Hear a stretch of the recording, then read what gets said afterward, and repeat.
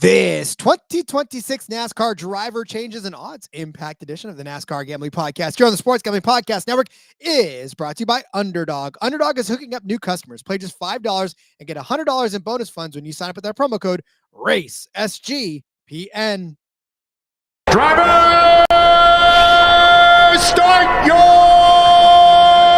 engine!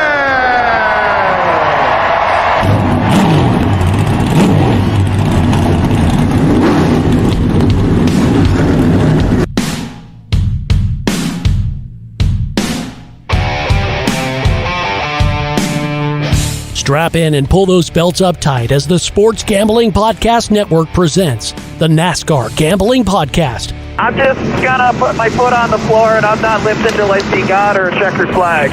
My man. With all the news and the best bets for your NASCAR weekend. We want to thank you tonight for these mighty machines that you brought before us. Thank you for the Dodges and the Toyotas.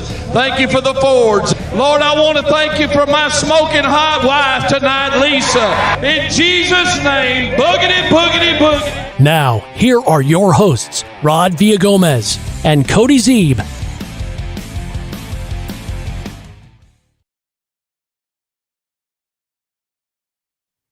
Welcome into another episode of the NASCAR Gambling Podcast here on the Sports Gambling Podcast Network. He, as always, is Cody Zeeb. I am Rod Villagomez.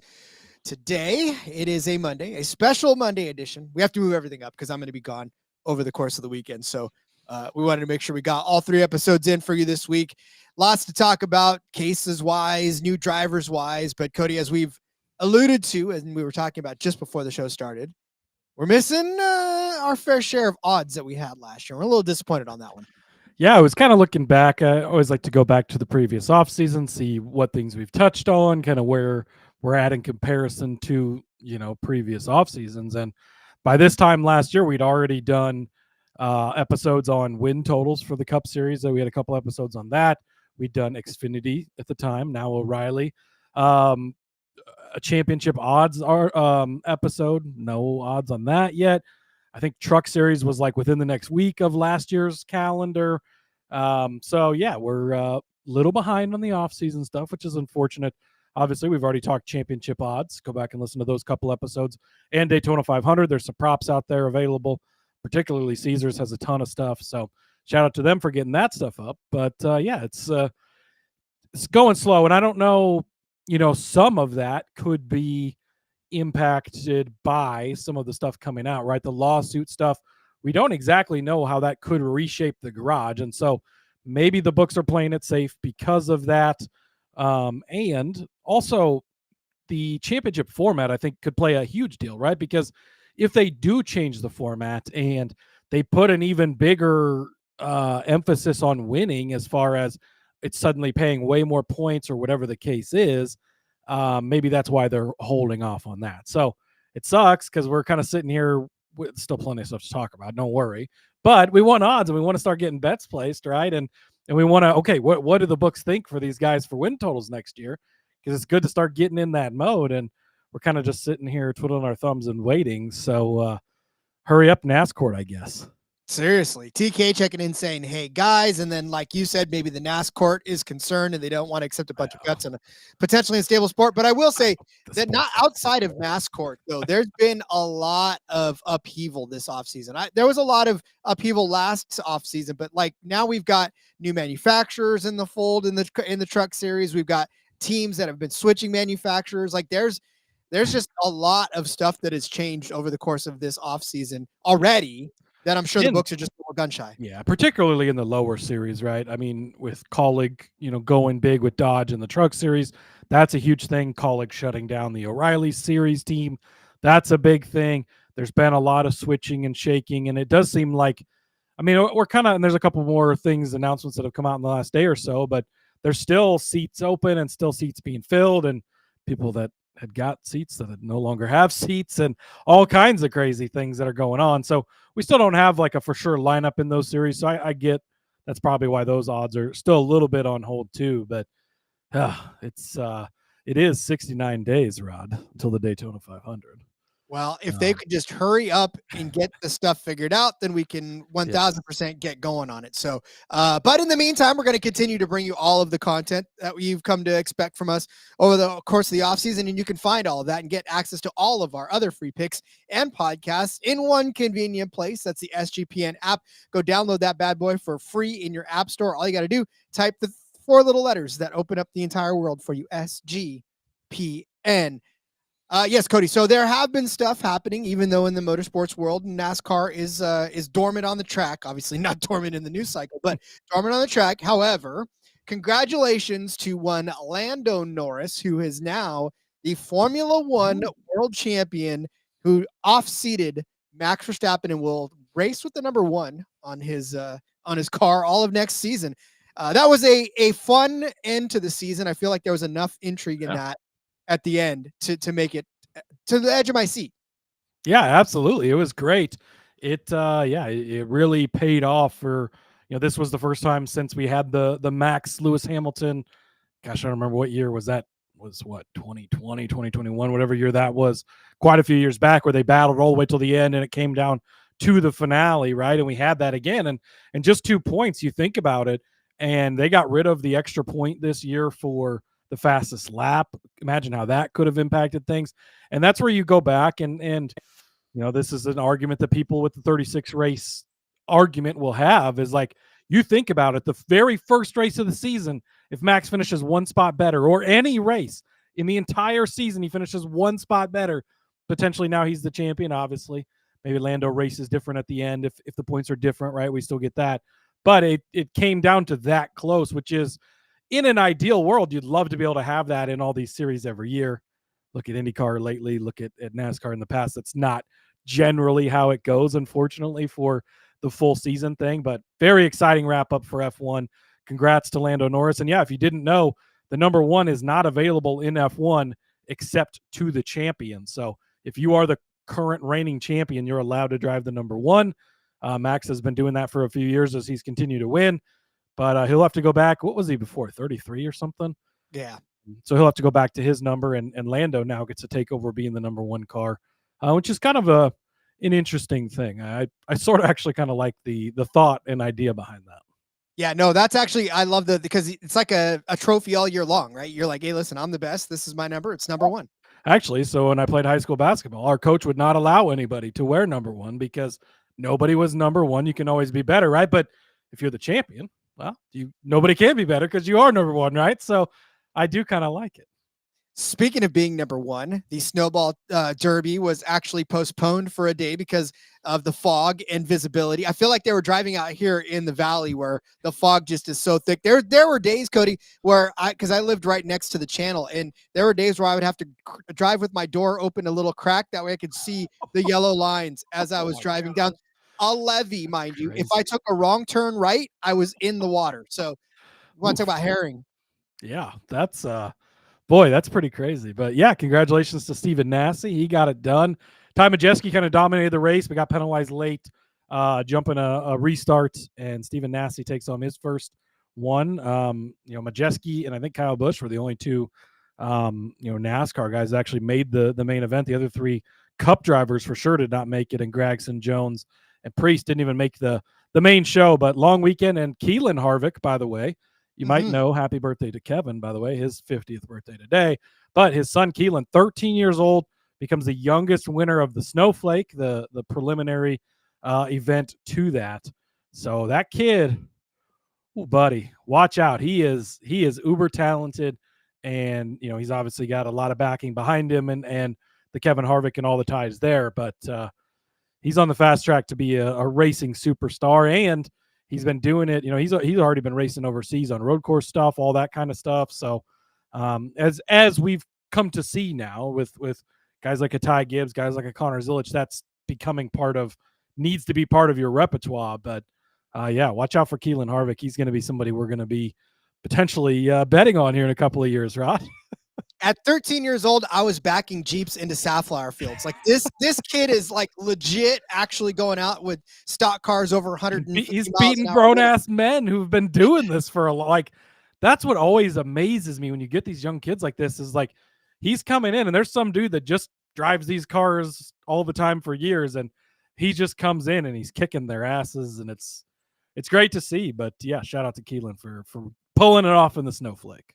And you can't even blame you can't even like thank pedigree for that because there's no like real race. Like you can't pass genes on that make you a good racer. All that was is just Kevin really just giving his son a really good start at it. There's got to be some level of talent. A racing gene? I mean, there's got to be, right? Because we've seen where it does get passed or doesn't get passed in some cases to others. But I mean, granted, he's been given all the tools from a very young age, right? And that's probably a big key in it. But to be that damn good at that young of an age, man, it's crazy. It is. Laura checking in saying, good afternoon, guys. I'm wondering how Dodge will enter the NASCAR races. What will that look like? Well, we'll talk about that a little bit in our truck series when we did. Yeah. We already talked a little bit. Yeah, we already kind of talked about it. But basically, they're just going to be in the truck series this year, not in Cup just yet. Well, they're going to be racing Dodges. They're apparently going to be helping a Chevrolet team. But Kaulig has 5 trucks that are going to be Dodge Ram trucks. They'll have 4 full-time drivers, 1 quote-unquote all-star car that's going to rotate week to week. Their free agent car, I believe is what they're calling it. But yeah, so that's typically how you enter back into NASCAR or into NASCAR for the first time. You come into the truck series, run a season or 2 there, and then they'll kind of let you step up into O'Reilly, as it is now, series, and then the Cup Series, of course, eventually. But it does sound like they will be helping Kaulig's Cup Series program, even though Kaulig will continue to run Chevrolets in that. For now, I would say probably more likely 2028 is when we'll see Dodge in the Cup Series, but potentially as early as 27. So we will be old enough, Cody. I'm going to make you as old as me because I'm already old, but you're about to be old. We're going to be old enough to cover the Kevin Harvicks of the world and the Kyle Bushes and the Larsons of the world, but we'll be old enough to cover their kids when they're racing. I remember going to watch your dad. Mm-hmm. Oh, yeah. They're all coming. They are, and they're coming fast. That's the way it is right now. They're looking at their start. Yeah, like TK says, 17 for trucks. I feel like I'd have to look it up. You might be able to start at 16 on short tracks. I know you can't race the big tracks until you're 18, but I know we've had 16-year-olds before. I don't remember what they've changed the rule. It might be 17 now, but that's only 4 years from now. I mean, that is not far away at all. And you'd imagine you see Keelan in there, probably as soon as possible, assuming that's the route they go and it doesn't end up turning into chasing F1 or something like that. But, NASCAR would be the obvious place you think to see him go. So, yeah, it looks like TK already did the research for us. 16 for the truck series on short tracks, road courses. 3 years before he can make it some starts. Just crazy. It's insane. It's insane. We'll be over 1,000 episodes at that point, so it'll be a lot of fun to break all of that down for the next generation of NASCAR drivers. Speaking of next generation, let's talk about this current generation of NASCAR drivers. They're on the move. A lot of folks changing some seats. There's a lot of new faces in new places, and we'll talk about all that and the impact we think they'll have on their odds. But first, let me tell you about our friends over at Kaulig. We've just partnered up with Kaulig, a real money prediction market, legal in all 50 states. In all 50 states, you can trade tons of markets, including sports like the NFL, college football, college basketball, NBA, NHL, and more. Plus, you can even trade props like first TDs. Besides sports, though, they've got a ton of other markets, including politics, entertainment, hell. You can even trade on the weather, Kaulig. You can trade on everything. How about the Golden Globe nominations? That's pretty big right now. Golden Globe for Best Motion Picture Drama. How about Sinners or Hamnet? Sinners has got a lead right now, 50% to Hamnet's 39%. So go trade on that. Go get a little futures on that one right now. And you can trade if you're a new customer. You get $20 when you use the promo code SGPN. That's Kaulig, Kalshi, promo code SGPN. Underdog is your home for pick'em entries where you can win up to 5,000 times your entry. It is Monday Night Football tonight. It is the Eagles taking on the Chargers. They have got Saquon Barkley's rushing total at 70.5 as his projection right now. I'm going to take the higher than and hold my breath. I know it hasn't necessarily been the greatest of outings for Saquon Barkley over the last few weeks, and in fact, he really has been, but he has been higher than this in 2 of the last 3 weeks that he's been rushing. Again, he's not going to hit 2,000 yards, but hopefully he'll at least get us 71 yards against this Chargers defense that gave up 70 yards to both Travis Etienne and Bashawn Tutin in the Jacksonville game. I mean, they held Ashton Jeanty to 31 yards, but that's just because it's Ashton Jeanty and he's a Boise State, and I don't care. Anyways, we got a brand new offer for new customers. Play just $5. Get $100 in bonus funds when you sign up with our promo code RACE, SGPN. We'll never have anything nice to say about a Boise State Bronco. I don't care that they won the Mountain West. They're going to get stomped in their bowl game. So there's that to look forward to this year. There you go. The Huskers will be attending a bowl game. I'm sure that it won't go well. So, oh well. Hey, shout out to Army and to Fresno State for having a couple of good bowl matchups in this one. Army going up against I can't remember who it is now, but anyways, Army's they're playing in the damn it, I forgot. Never mind. Doesn't matter. We're going to Nebraska, going to Las Vegas Bowl and taking on Utah, which Utah's a good team and we're not. So well, I know Fresno State's going to be playing in the Snoop Dogg Arizona Bowl. That is actually going to be the Snoop Dogg Bowl. The swag for that game. Oh, dude, that's got to be some pretty good swag, Rod. It is. Army playing UConn, by the way, in the Fenway Bowl. So they're playing in Boston. So yeah. If you want more thoughts on Rod and I's college football takes, by the way, we are going to have a full episode this week breaking down Army, Navy. So stay tuned. We've been doing that every year since we've been doing the show. It's been tons and tons of fun. And we all know Navy's going to win this year. So it's going to make it even more fun this year, Rod.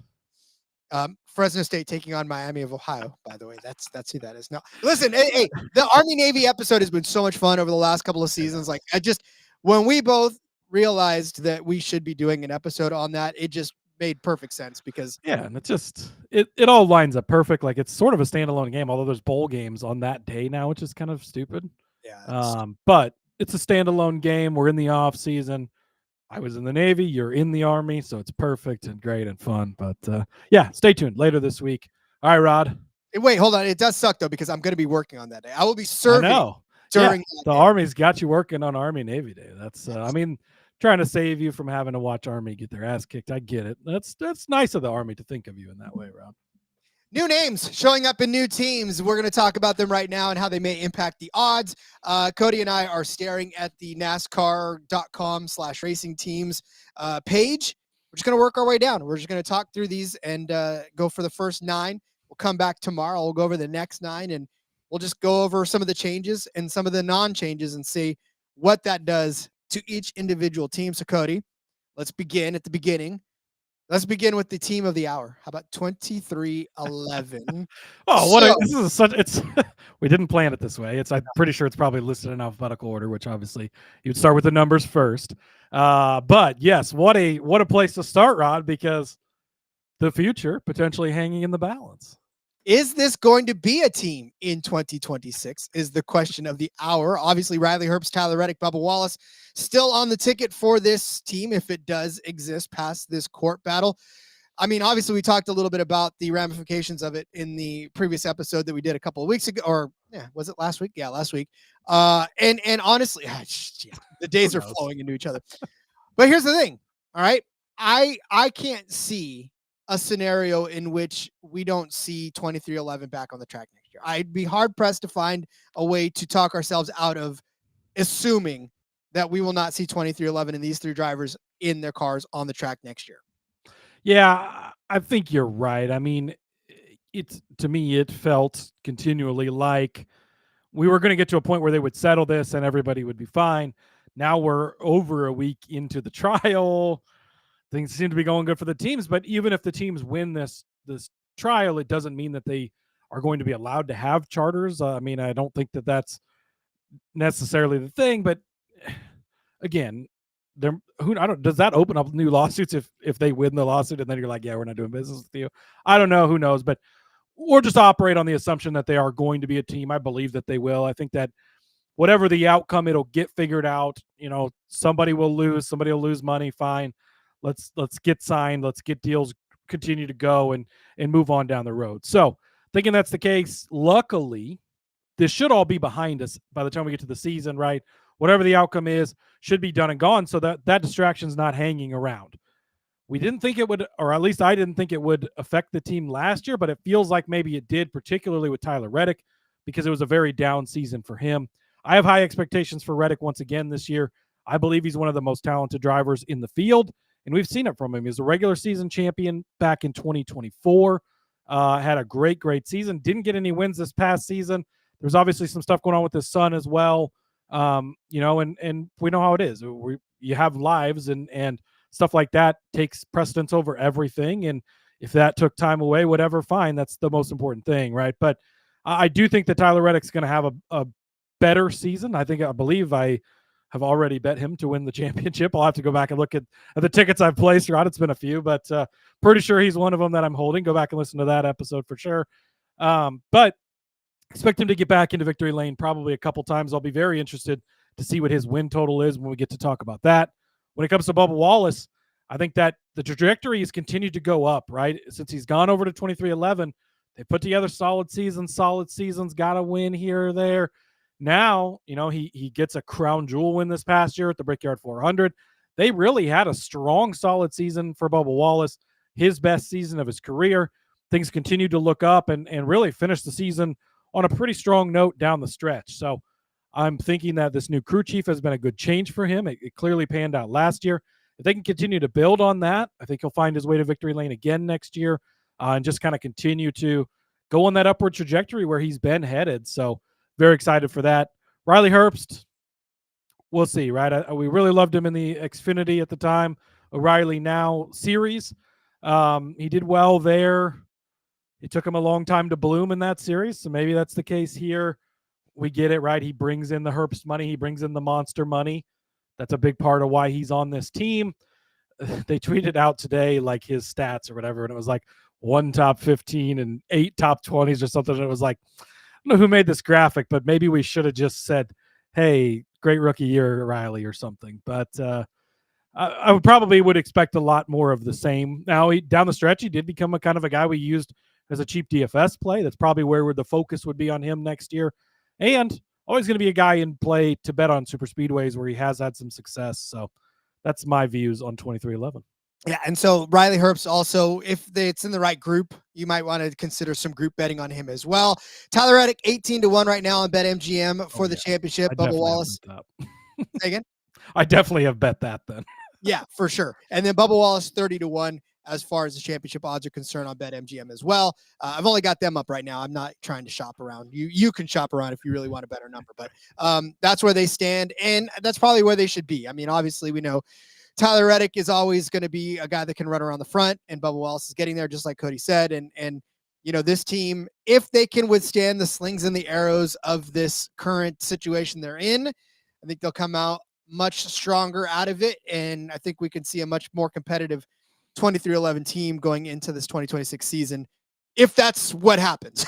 If not, then all hell breaks loose, and we just are all hanging on. If that's not the case, we'll definitely break this down farther. Don't worry. Oh, yeah, for sure. All right. Well, then the next one, how convenient. We're talking about Front Row Motorsports is the other ones. Again, we didn't choose this. This is the way it is on the page. Maybe they did it on purpose, but 2311 Front Row. Front Row is obviously still Ford.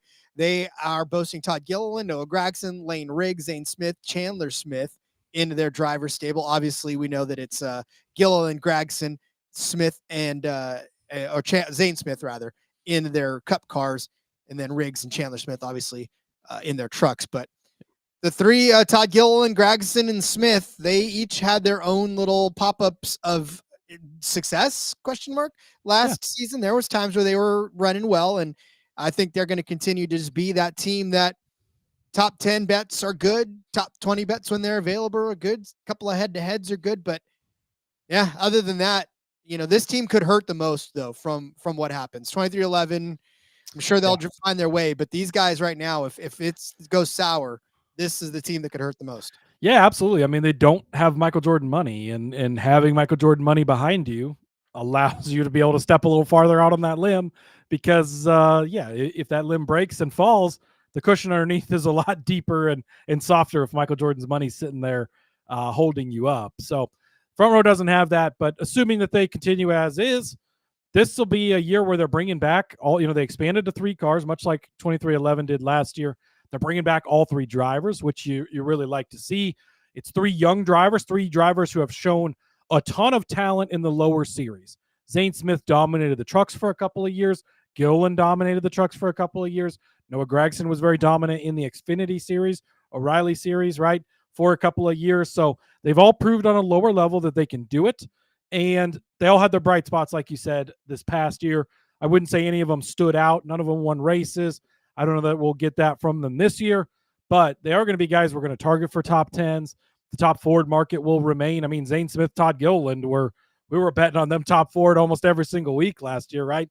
And they hit quite a few times because of the shape and landscape of the Ford team. So, I think that Noah was definitely the biggest disappointment of the 3, I would say. I've got a little higher expectations for him, and I would say that of the 3, he's the one that if he doesn't start to pick it up, he's gonna have to start watching over his shoulder, right? So hopefully we'll see a continued come up from him. But I really like the young driver stable they have here. They've locked a couple. I believe Gilliland and Zane are both locked up for multi-years. Noah's at least through this year. It was multi-year when he signed. So, love to see that for them, and I think it'll be a solid year for front row. And again, from a betting standpoint, nobody is going to go out and bet their championship. I'm 100% certain you wouldn't be doing that. But look, if you're curious, no, we'll see what the format is, Rod. You never know. This is what I'm saying. Actually, I can't think of any format that I would bet on them. So, listen, Todd or Noah Gragson, 250-1, Todd Gilliland, 250-1, Zane Smith, 250-1. So if you really want to bet those, you can Venmo me at 1-800-GAMBLER if you feel like the Raiders should not have kicked that field goal in the. Oh, God damn it, Rod! Why'd you have to bring that up? That's the dumb fuck, Pete Carroll. I hope you get fired. You clown. Why would you kick a field goal to cover the spread there when you weren't covering all goddamn day? Yeah. I know Zane Smith wouldn't have kicked the field goal in that instance, but all right. DK, by the way, says Zane Smith on the rise for him. Does need to win to solidify that. I think if I had to pick one of them out of the 3 to get a win on a plate tracks are always going to be different, right? Super speedways, anybody can get it done truly. Zane would be the guy. He had a lot of success, especially on the 1.5 miles last year. I could see kind of a Josh Berry type of thing where he wins a Las Vegas type of race where everything falls right. Zane definitely the leader in the clubhouse of those guys for me. I just feel like Zane Smith should have had his success transfer over. I mean, Gragson, he had his ups and downs with various teams and everything, but I feel like Zane Smith should have had his success. But again, we'll see. And I think Zane got a raw deal because he signs. He leaves front row where it was his home in the truck series for years. Trackhouse is like, oh, we'll give you this deal, development, all this stuff, and they put him in a car, and then it's like he doesn't even get a chance to show anything, and they boot him out, and then he starts to show it, and it's like, hey, wait, I have something here, and then you got to make the change. And so it was first year last year. Like, let's give him a second year coming back to the same team. I think that'll be very helpful for him. And he seems to be a very good driver and good dude. I agree. Speaking of good drivers and good dudes, Haas Factory is full of them. The Cup driver, though, in this is Cole Custer. He will return as the driver in the Haas Factory car for the 41 out there. And it's Cole Custer. I mean, I'm a little bit disappointed in that. I feel like each and every week, when he was obviously he was killing it in the Xfinity / now O'Reilly series. And, obviously we were every single week putting some sort of outright on him, top 5 on him, or, top Ford on him. So it was a matter of every single week we're talking about Cole Custer. Well, he gets into this Haas Factory team, and maybe because of the first time of being the Haas Factory team and not Stuart Haas, it, sort of took away from his ability to perform better than he should. So, Cody, maybe in this second year of this being a solely Haas Factory team, does that improve Cole Custer's ability to go run in the top 10 to be a top 10 competitor week in and week out? No. Damn. I was hoping it would. I mean, notably, they are switching from Ford over to Chevrolet and joining the Hendrick program. They'll be aligned with them going forward, back to their roots. That's kind of where they were when Stuart Haas became a thing. They were a Chevy team and aligned with Hendrick. Worked out really well for him there for a few years with Tony driving. But yeah, I mean, some bright spots on his resume from last year, right? A 5th place at Talladega, 4th place at Daytona. So, okay, he's a guy we can definitely mark for super speedways. Outside of that, I mean, like a random 8th place at Mexico. But those were his only top 10s on the entire year. Top 20s on the year. I mean, he didn't have a ton more, right? Like a Martinsville is in there, Indy, Super Speedway, Atlanta, Nashville. Like, that's it. I've read off all of his top 20s. So you don't think that the Chevy is going to make a difference for Haas? No, I don't think it will at all. I think that he'll be. I think a top 20 is a very good day for this team in 2026. So the top 20 in F1 is doable. Maybe a top 20 in NASCAR, not so much. Well, maybe not next year, Rod. There's going to be 22 cars on the grid. Ooh, that's true. Oh my God. Could you imagine if Haas just completely no, they got good drivers in there. Oh, Haas is good. They're set up real good in F1. I feel much better about Haas in F1 than the Cup Series. And I feel great about him in Xfinity, right? We'll talk about that. Oh, fuck. Damn it, Rod. You did it. I feel really good about them in the O'Reilly Auto Parts Series, Rod, because Sam Mayer and Sheldon Creed are back. Sheldon Creed, is he going to get his first win this year? No. Probably not, but maybe he will.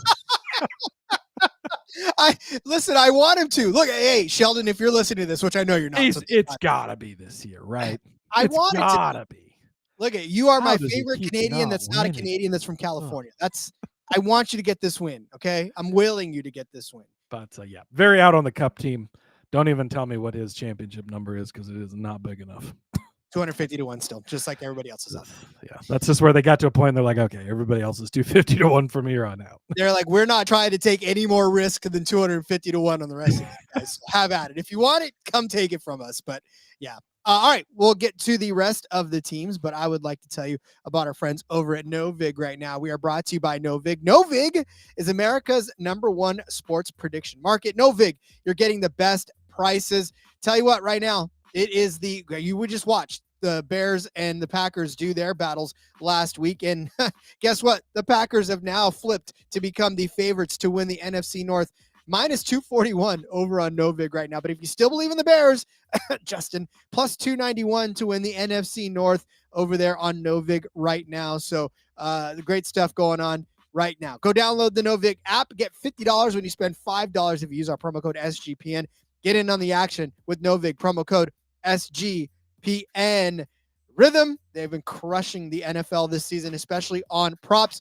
Been really good at identifying when to fade players and take those unders. College basketball up and running, and with 300 plus schools, Rhythm has a prediction for every game every night. It pairs nicely with the TCE shows with Matt Colby and Noah. Every game you are prepared. Super easy to sign up, run predictions off the house model, or make your own and play with the sliders. So many sports and the holidays makes it easy to get an elite prediction on a game so I can focus on other sports. Hey, they did me good on James Cook the other day. So let's go back to this. How about Quentin Johnston? They have got him at the wide receiver for the Los Angeles Chargers, over 33.5 receiving yards at -112. It's been kind of a rough go for him, but he has gone over this number in 2 of the last 4 games for Quentin Johnston. So let's hope that they need to throw all over the place. The Chargers do against the Eagles, and that Quentin Johnston can at least get 34 receiving yards on the day. Gotta love it. Use promo code SGPN25 when you download the Rhythm app for 25% off of your first month. Download Rhythm. Use promo code SGPN25. How about those? Well, I won't even. I know Justin listens to the show, so I won't rub it in his face, Justin. It's just not fair. Poor Bears. Hey, but that was a hell of a game last night. I will say that was a fun game. That was a great game. We had a lot of good games this weekend, and like getting down to playoff, like it's playoff time, Rod. You got to win some games, and there's been some fun ones. And yeah, shout out to the Chiefs that 6-7 as their records. It's nice of them to do that for the kids, Rob. It is nice for them to do that for the kids. Also, the Thursday night game was a big points getter. I liked that one as well. Speaking of big points getters, how about Hendrick Motorsports, where we find ourselves next? Well, there's not much changing in these doors. Alex Bowman will still be there. Byron will still be there. Chase Elliott will still be there. Kyle Larson will still be there. The question is, though, which one of these guys is actually going to do anything this year, and which one will he be poking a stick at saying, do something? Are we going to be once again disappointed in Alex Bowman? Will we, pardon me, get so choked up about William Byron that we can't keep ourselves calm? Or will Chase Elliott continue to be the most popular driver that hasn't done much in a while? And then Kyle Larson, the returning champion. Why are we firing shots like that? First of all, I would like to congratulate Kyle Larson, the greatest race car driver in the world, on his championship in his sport, Rod. Can you remind me, did Max Verstappen win the okay. Cody, why are you poking the business? Because why are you poking the business? But hey, Kyle Larson, I know you guys got on me for hating on him, but hey, he is the champion. I do believe he's still the greatest race car driver in the world. That being said, end of the season was not good, right? Well documented. The Captain Shook deal. Yes, he got it done in the championship race. Needed a little help in the right spot, the right time, whatever. That's the rules, right? He is the true champion.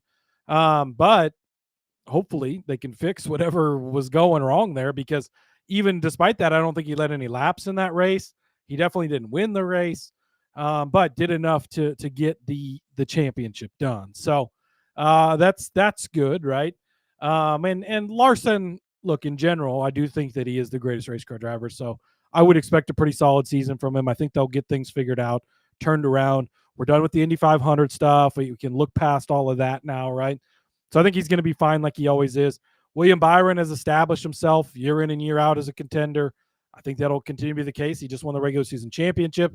He's won back-to-back Daytona 500s. I think we're just going to stay on track, right? I think he's going to continue to do things as he does. The other two drivers are a little more interesting. Chase Elliott, the most popular driver in the sport and a consistent winner in the sport, Rod. I think that we need to see a little more out of him, right? So he's so consistent. He is the king of consistency. You're going to find him getting a good finish every single week, which for betting purposes, as we like to talk about on this show, right, has come in big time handy. A lot of top 10 bets on him over the course of last year. They kept giving us good numbers, and he just consistently finishes well, which is great. You want to see more of the upside, the more the get up there and win some races. Had some races where he had a shot at it last year, but didn't quite close the deal. If they could turn that around, I could definitely see it being a positive year for him. Alex Bowman, I don't believe he won any races last year, which means he's definitely due to win a race this year. He's always going to sneak up and win a random one. Chicagoland is returning, as TK points out. That is a great Bowman track. I believe he won the final race there while he was in his stint of killing tracks. There was like 3 tracks in a row where he won races and then they stopped racing at. But Chicagoland's been a great track for him in the past. So I think we will get an Alex Bowman win. I think you'll see all 4 of these Hendrick drivers in victory lane.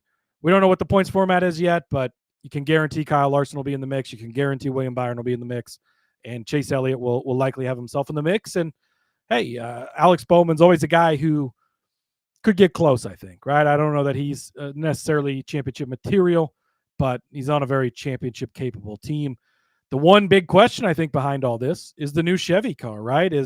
Well, they weren't competitive enough, Rod, I believe was what the terminology was used as. Wanted to make the car a little more competitive because they didn't win the championship last year or a bunch of races. So they've tweaked on the car, right? And that can go either way. Does that give them a huge advantage, not having to conform to a specific model, since it's the Camaro, quote unquote, that's not even made anymore?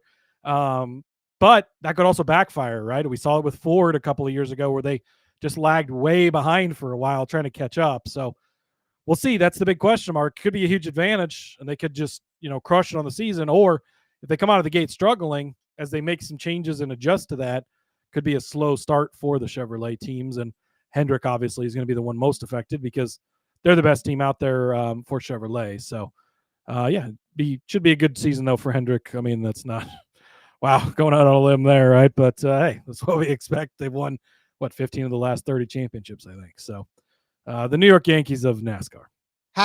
#analysis. But I look, I'm with you. Obviously, Kyle Larson, there doesn't need to be any other wind wasted on that. He's obviously going to come back and do great things this year. Alex Bowman, like you said, he'll be a good top 10 guy here and there. He'll be a good group guy. He'll be somebody that we bring up a lot on the show for, these middling top 10 bets. Byron, pick your spot for him as an outright. I will say, though, I did kind of brush over Chase Elliott a little bit, but I do believe that this is a year that Chase Elliott will get back out there again, because it felt like last year, as consistent as he was, right, we just weren't having the conversations that we usually have revolving around Chase Elliott, like actual outright conversations. I know you brought him up a few times here and there, but as the year progressed, those conversations got fewer and fewer, and I feel like for a team like Chase Elliott's team, for a driver like Chase Elliott, for the most popular driver in the entire sport right now of NASCAR, right, continually every single year, you can't really keep a guy like that down and out of the conversation very long. So I have this sneaking feeling as we sit here and talk about this, that this could be a Chase Elliott year. And as maybe my recency bias of my own conversation with myself, bringing up the fact that Chase Elliott could be good. I mean, look at, I wouldn't be surprised if he came out and made a big championship charge next year. I'd love to see it, Rob. You would too. Although TK saying Chevy would have had a lot less wins without SVG dominating the road course. That Gibbs would have won 4 of the 5 that SVG got. Let's not get out of. Well, he's saying the Gibbs organization, not. Okay. Yeah, never mind. He's right. But Christopher Bell got seconds. Ty got seconds to him. And Chase Briscoe. I think Chase Briscoe actually finished second to him twice. So, yeah, yes, the Gibbs organization would have probably got a lot of wins had it not been for SVG on the things. TK just said a trigger word. That's all. He just said the word Gibbs. Rod just sees Gibbs and everything goes red. He's like, oh my God, nah. My fist was balling up and I was about to punch the computer screen. All right, we'll get to Gibbs in a second. Let's not skip over Hayek, who is the employer of Ricky. It says Hayek in here, right? It is. Well, it is. I'm just saying, can we skip over it? Oh, Jesus. No, because they're a team in the NASCAR. They have a charter for now, and they make Ricky Stenhouse drive for them, or Ricky Stenhouse does drive for them. And Ricky Stenhouse, always the guy that we look at when it is time for super speedways, or if we just randomly want to throw $5 at a very long, odd opportunity for a driver to do something. He's a guy we look at super speedways, Rod. That's absolutely true. I mean, he's a Daytona 500 winner. He knows how to get it done on super speedways. Yes. You look through his results last year, it's very similar to Cole Custer, and I think I have very similar thoughts. We're going to bet on him on super speedways. He's always a guy you can watch. He's definitely more of a bet him to win. Don't really take anything else because he's either going to win or he's going to wreck. Generally is the kind of thing with Stenhouse, whereas Custer can be more of a top 10, top manufacturer guy. But outside of that, not a guy we're going to bet on a lot. Concrete in particular, a place where he can pop up at times. So Bristol is always a place you can watch with him. Although I don't believe he did well in either Bristol race last year, 22nd exactly in both of them. So not really. Dover, but that's going to be the All-Star race this year. So we're not even going to see him in that because he's not going to make the All-Star race. Spoiler, unless he wins the Daytona 500. But it's just top 20s are going to be good days for this team. And I think that's kind of where they're at.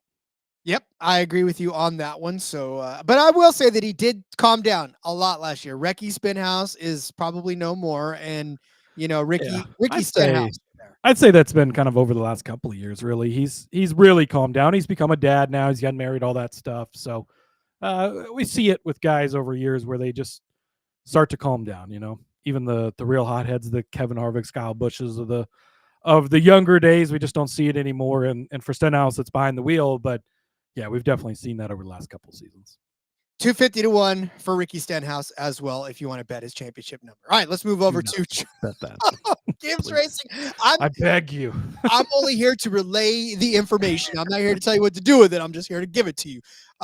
Joe Gibbs Racing is the packed powerhouse that it will always be. Christopher Bell, Chase Briscoe, Ty Gibbs, Denny Hamlin behind the wheel of this Joe Gibbs Racing machines in the Cup cars. I mean, obviously, there's nothing changing in that garage, but there's a lot a lot of stuff that always continues to go down at JGR. But I mean, it's not going to really impact the odds. It's not going to impact the betting habits that we take from them next year. It's going to be a team. Obviously, Briscoe really asserting some of his futuristic possibilities this year. Yeah. And, Christopher Bell's going to be Christopher Bell. Denny Hamlin, we'll see, I guess, what happens with this lawsuit, but I don't think that's going to really affect him down the road. This could be one last chance to bet his futures outright, and hopefully he either gets it or he doesn't, and that's it. So, I mean, Gibbs is Gibbs, right? Yeah, I think this is the best team as far as the driver talent goes. I like Hendrick, but I feel like the big three you're getting over here is between the three of them, right? Spreading it out over three, I think is a little stronger. And a huge Chase Elliott fan, but he's kind of the one who holds that three back on the Hendrick side of things.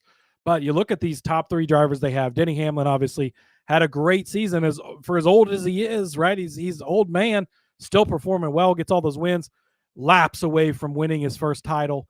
Now, the lawsuit stuff throughout this offseason, his dad's health has been declining. We know that, right? So going into next year, off of the loss that he had, off of the things with his father and how that's going to end, how this lawsuit's going to end, all this stuff, is he able to pick up and go put it all in there for a season, or does Father Time catch up? Last offseason, I was on the, I think, Father Time's catching up bus. I didn't think Denny was going to be the same Denny. I was very wrong when it came to that, because obviously he had a great season. But we'll see. I think there is question marks there. If it's Denny that we know, it should be great. He should win a bunch of races. He should be in competition. And arguably, depending on the championship format, this might be his best chance to win a title. If they do make it 10 races or 443 or 36, that's right up Denny's alley, and that could change the game for him and be the way that he gets the championship. So that may be a revitalization of, okay, now this is more tailored to my strengths, where it's not just one race at the end and he can go out and win it. So that could be positive for him. Christopher Bell starts the season with winning 3 races in a row, has a great season overall, kind of fell off at the end. It's going to happen. He's extremely talented, going to be in the conversation to win week in and week out. No matter the track style, he can win at everything. So he's a guy that pencil in for multiple wins, going to be a championship contender. Chase Briscoe, was it a fluke, or have we seen the budding of a new superstar, right? I mean, he looked amazing last year. Love him going into this year. We made tons and tons of money off of him last year. Hopefully we can repeat that. I think he's here to stay. I think that he's going to be a contender year in and year out.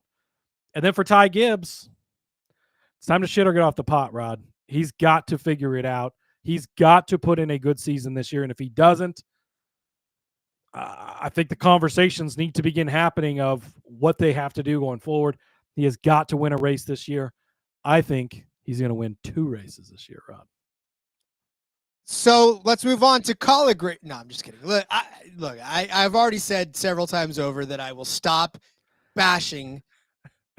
I just won't say anything about it. James Small stock went through the roof this year, enough to swap the narrative from James was the problem to Martin was the problem, as TK said. I was a James Small hater to the nth degree. I thought the dude was horrible, and I was wrong. It was Martin Truex. So shout out to James Small. He just, him and Briscoe, it was a slow start like we predicted, right? But once they figured it out, That team is going to be scary for years and years going forward. Marcus, by the way, predicting Christopher Bell will win the Clash, the most races, and have a career banner. I think he's got the championship and the whole thing. Maybe he'll win all 36 races. It could be done. Like I said, I want to love something as much as Marcus loves Christopher Bell. I sometimes feel like I don't even love my wife as much as Marcus loves Christopher Bell. So that's where we're at in life. But no, I'm just kidding. I definitely love my wife. Baby, if you're listening, Linda, don't listen to what he just said. Yeah, don't listen to it. It's just, this is all entertainment. It's all entertainment, baby.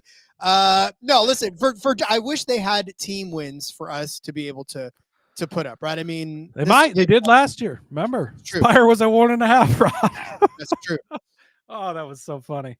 But yeah, hopefully that's another one that will hopefully get this offseason. We did get it last year, and that's going to be a really fun one when you get to the Gibbs, the Hendricks of the world, where, they're going to be pretty big numbers, and you have to figure out, can the combination of the drivers they have get to it. So definitely looking forward to hopefully getting that market again this offseason. Indeed. Well, then, if we do get that market and they give Kaulig Racing a half of a win, do we take the half of a win? Do we take the over? Or do we take the under as AJ Allmendinger returns in the 16 for Kaulig? Obviously, we know we talked about it earlier. Their big change in the truck series where they'll be in the Dodge trucks. They are going to take a step back from the O'Reilly series this year, fielding 0 cars in that one, but they will be having Ty Dillon and AJ Allmendinger back in the 10 and the 16. So, look. Well, go ahead. I'll take the over because Ty Dillon's going to win the Daytona 500 round. Okay, well, then that's a good. I'm thinking that AJ Allmendinger finally gets back into the swing of things on a road course and finds his way to at least one win on a road course, be that Coda or be that. I think we're done seeing AJ win cup races with SVG. I don't want to say Zilic because I don't think Zilic is going to win any this year, which we'll get to when we get to that part. But I don't think that he's going to win, especially with SVG around. I think we're done seeing AJ win. The Chevy Dodge thing is going to be real interesting, right? They no longer have a technical alliance with RCR, so now they're doing it on their own. Could that be a positive based on how RCR has been? Maybe. But Dodge is going to be helping them with Chevy equipment. Is Chevy still giving them all the information at this point when clearly, I mean, they're sleeping in bed with Dodge over here? Like, are you just like, okay, here, keep taking all the info? I don't think so because it's clear they're going to be a Dodge team whenever Dodge does go to the Cup Series. And they've already switched to Dodge in the Truck Series. Like, it's such a weird situation to be racing one manufacturer in the Cup Series and racing the future manufacturer in the smaller series while you're still with the older manufacturer. That's some crazy open relationship dynamics that we're not going to get into. Right? What do the kids call it these days? A throuple? Is that what it is? A throuple? But I think that's overall probably going to hurt the team because I think they're not going to have the support they had. Now, Ty Dillon's coming off of a career year. He had a great year. He had some great opportunities for top 10s. I think we might still get that from him. And AJ is always a threat, right? Daytona, he's very good in the 500 every year. Although he blew up last year, of course. But he's been great in that race. He's been good on super speedways. Still a good driver on road courses. I don't know that we're still at the elite level that we once were, and I think that could be partially equipment. But I'll be interested to see with that weird Chevy Dodge relationship how it pans out on your quote unquote normal oval tracks throughout the season. I think we might see a step back from these two drivers. I'll be very cautious in like the season long fantasy games and stuff that you get into of having these guys in there because the Chevy Dodge dynamic really could hurt them.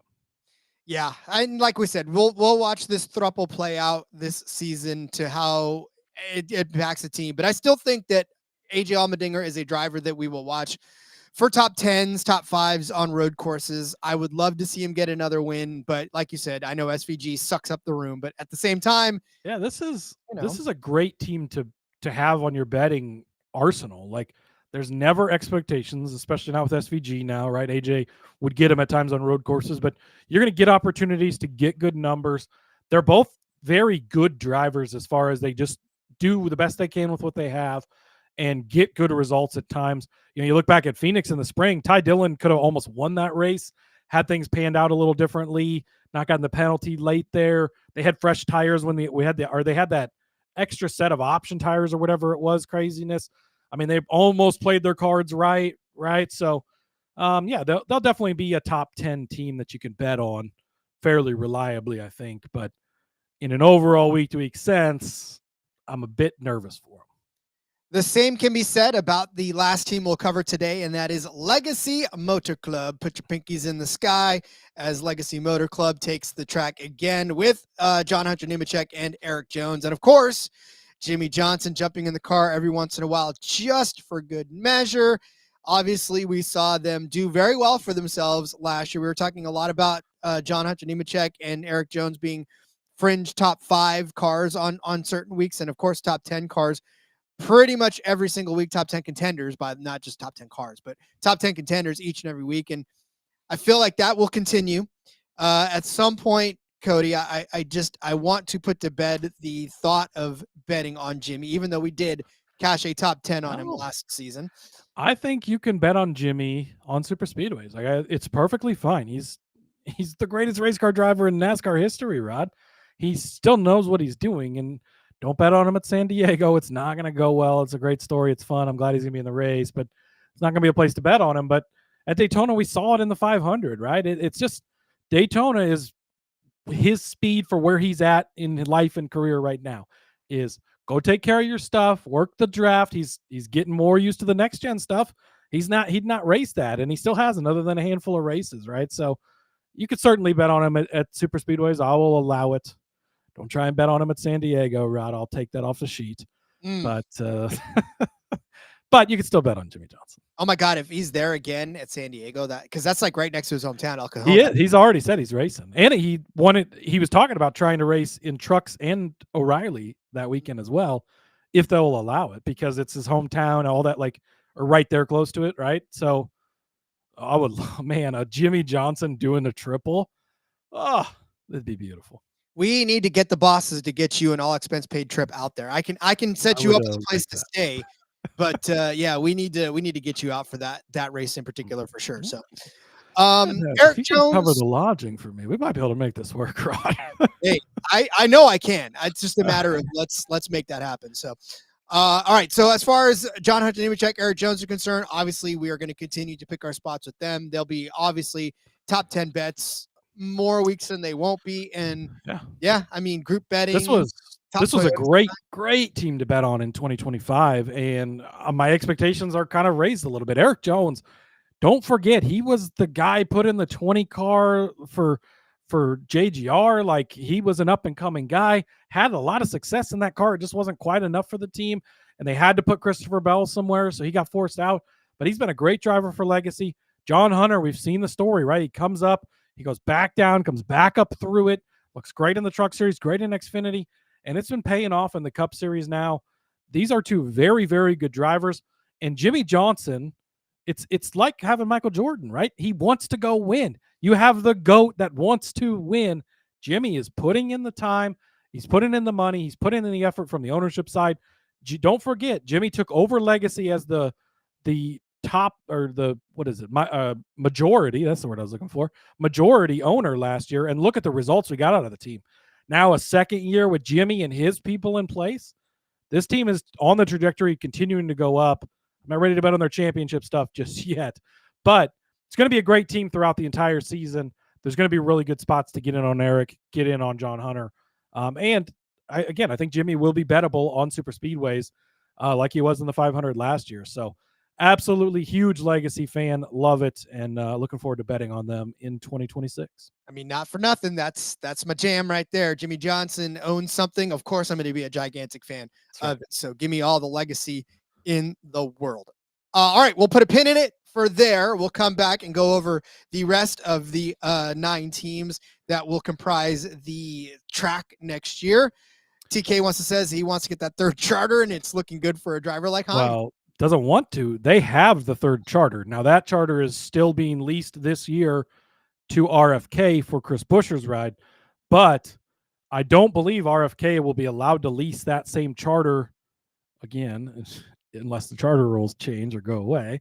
But technically, Legacy does have a third charter, so they are continuing to build towards what should potentially be a third team in 2027 for them, because they do officially own the charter that RFK is leasing originally from Rick Ware, now from them, to race the 60 car. I think I said 17, but the 60 car for Ryan Preece is what I meant.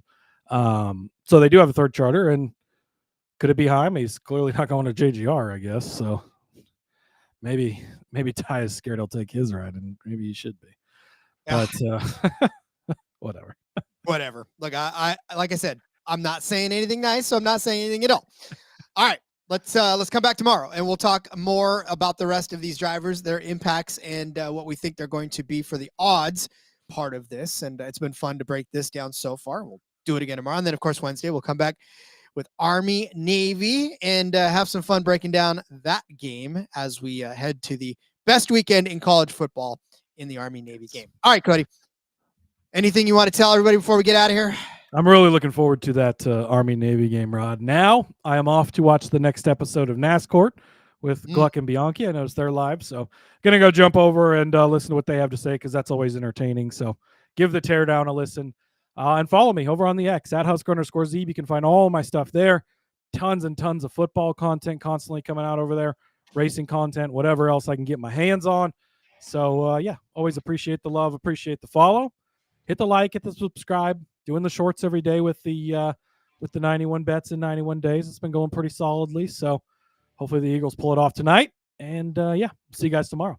Follow me on Twitter at RJ Villagomez. You can find all the stuff that I am up to. It's the easiest place to do it. Like Cody said, go ahead and leave those likes, leave those subscribes, do the things that need, this little algorithm thing needs to feed itself. I don't know. It's all hobby to me, but whatever. Love you guys very much. We'll see you guys tomorrow with more of the teams. And until then, let's go racing. Let's make NASCAR gambling fun again and let it ride.